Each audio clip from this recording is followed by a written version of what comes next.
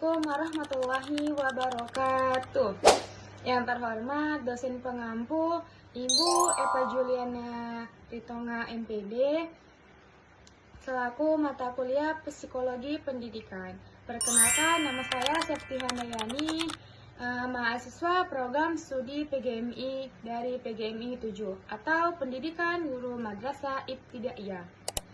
Pada kesempatan ini, saya akan menyampaikan tugas video individu yang menjelaskan PPT yang sudah saya susun dan saya buat dengan judul Seni Menguasai Diri dan Waktu, atau judul besarnya Manajemen Diri dan Manajemen Waktu. Video ini dibuat sebagai bentuk pemenuhan tugas perkuliahan sekaligus upaya saya untuk memahami bagaimana kemampuan mengelola diri dan waktu memiliki peran penting dalam kehidupan akademik maupun kehidupan sehari-hari.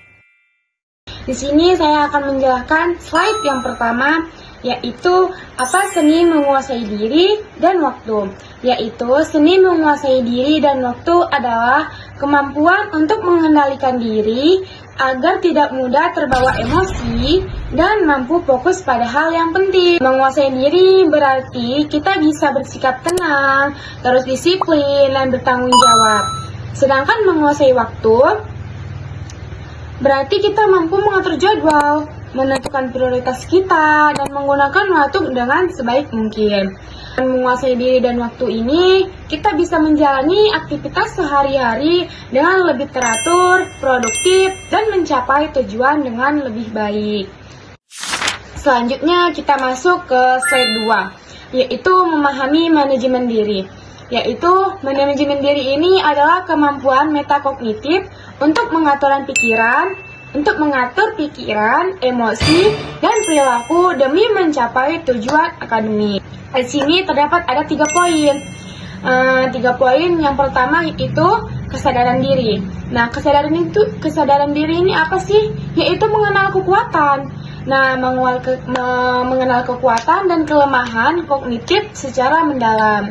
Kedua, pengaturan diri, yaitu mengontrol impuls dan gangguan yang menghambat belajar. Ketiga, motivasi intrinsik, yaitu mempertahankan usaha walaupun menghadapi tantangan berat. Nah, kita itu harus kita harus membuat usaha walaupun kita harus menghadapi rintangan yang berat. Jadi kita itu pantang menyerah ya dibilang.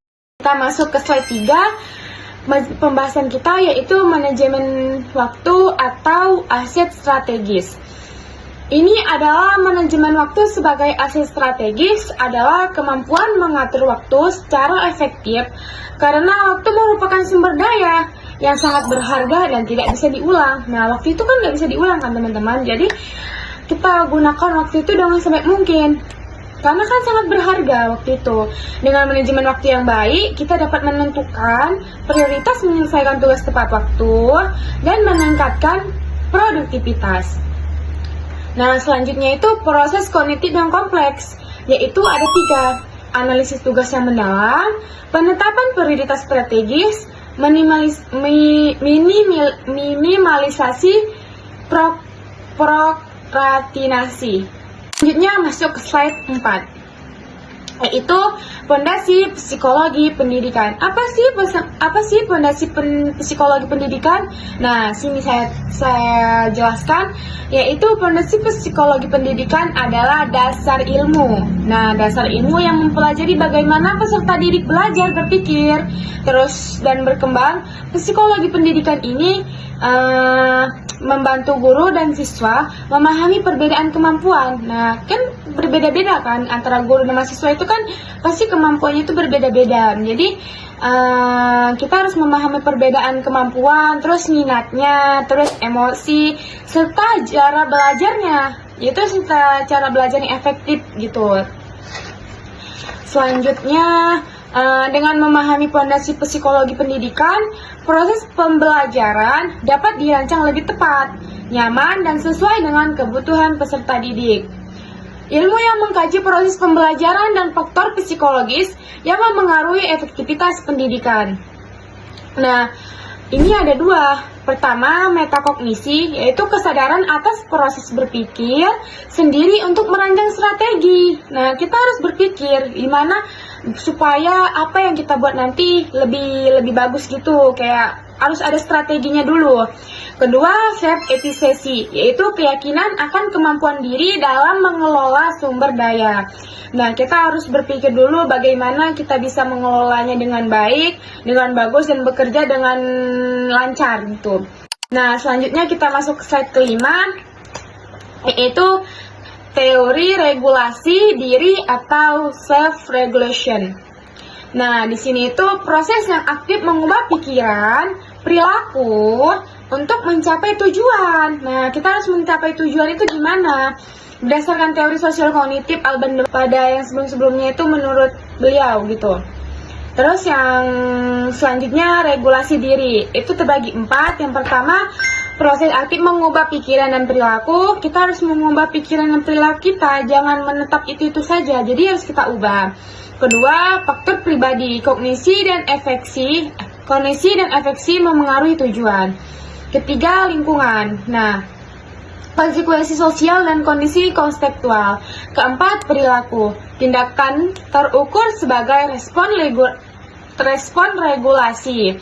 Oke, kita masuk ke slide 6, yaitu siklus regulasi diri. Nah, proses manajemen waktu bersifat siklus dan dinamis. Terdiri dari 3 fase utama yang saling terkait, yaitu yang pertama forethought, yaitu analisis, tugas, dan penyusunan rencana strategis. Kedua, performance, yaitu implementasi strategi dan self-monitoring atau real time. Ketiga, self-reflection, yaitu evaluasi kritis hasil perbaikan siklus berikutnya. Selanjutnya kita masuk ke slide 9, yaitu dengan membahas implikasi dalam pendidikan. Nah, membangun ekosistem yang mendukung mahasiswa menjadi pembelajar mandiri atau self-regulation learners. Pertama, yaitu peran fasilitator. Dosen memberdayakan mahasiswa untuk memantau proses belajar sendiri. Kedua, kelelahan dan adaptasi. Membentuk individu yang menghadapi tantangan kompleks. Terakhir, yaitu kesimpulannya. Nah, dari apa yang saya sudah bahas itu pasti ada kesimpulannya. Nah, di sini saya akan membahas kesimpulannya, yaitu penguasaan atas diri dan waktu adalah kunci menuju kesejahteraan psikologi dan prestasi yang berkelanjutan. Nah, kemandirian, yaitu menjadi pengelola aktif atas proses belajar sendiri. Kedua, efisiensi, mengoptimalkan waktu untuk aktivitas yang bermakna. Kita harus menggunakan waktu dengan hal-hal yang bermakna.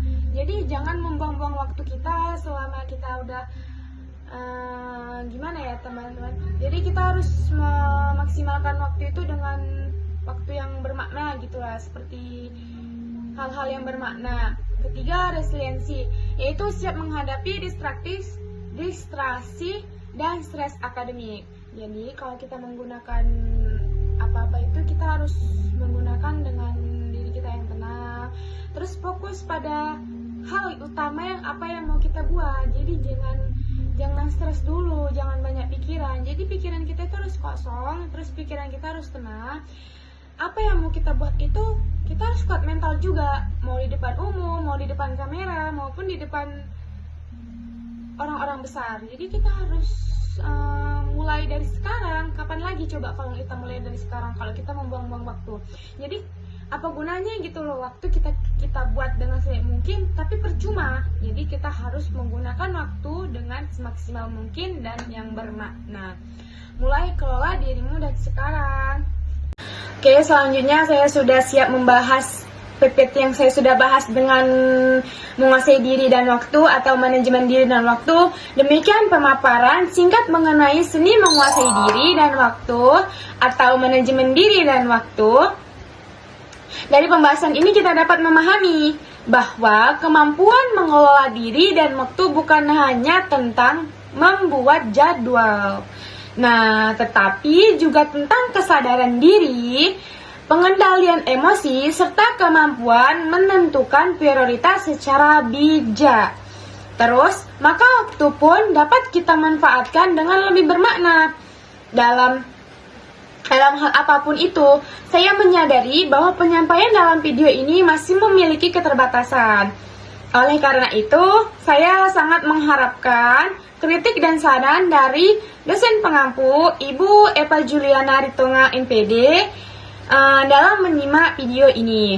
Semoga materi yang saya sampaikan dapat memberikan manfaat dan menjadi bekal kehidupan akademik maupun kehidupan sehari-hari. Terima kasih atas waktunya. Saya akhiri. Wassalamualaikum warahmatullahi wabarakatuh. 拜拜。